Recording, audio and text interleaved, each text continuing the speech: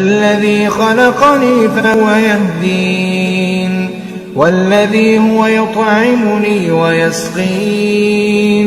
وإذا مرضت فهو يشفين والذي يميتني ثم يحيين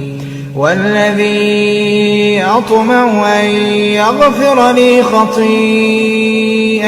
يوم الدين